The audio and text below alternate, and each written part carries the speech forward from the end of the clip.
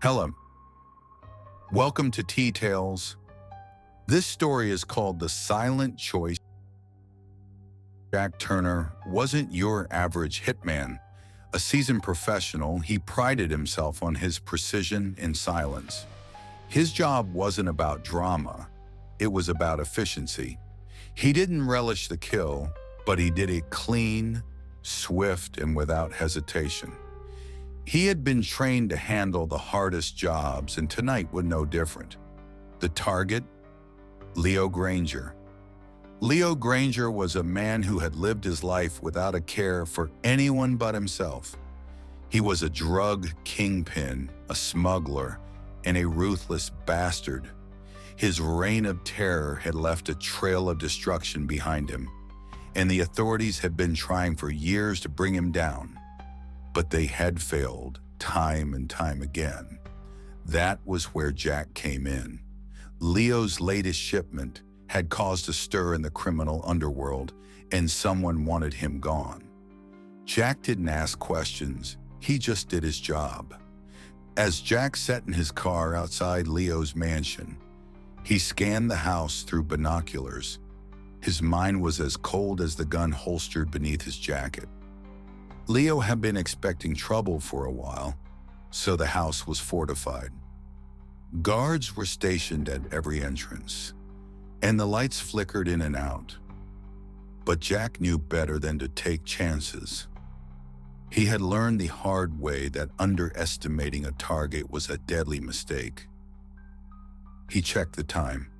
The family should be asleep by now, just as the intel had predicted. Leo's wife, Sarah, and their two children, Mia and Noah, were the ones Jack had to worry about. They weren't part of the plan, but they would be a complication if things went sideways. And Jack never liked complications. He had no intention of killing them, no reason to. They were innocent after all. But what if they woke up and saw him? What if they tried to stop him? He couldn't afford that.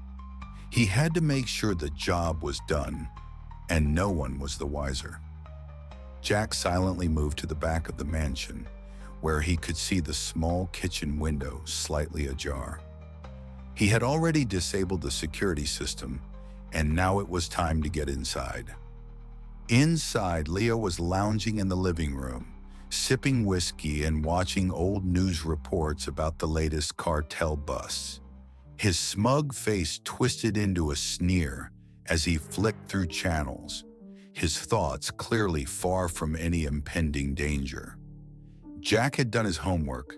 Leo was predictable, and Jack would use that to his advantage. With surgical precision, Jack crept through the mansion, avoiding guards, until he found himself standing in the hallway just outside Leo's office. He could hear Leo talking to someone on the phone. "I don't care what happens, I'm not backing down," Leo growled. "If those bastards want a war, they're gonna get one." Jack's fingers tightened around the syringe filled with a lethal dose of poison.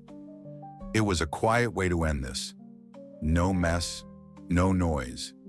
Just a dead man in his chair.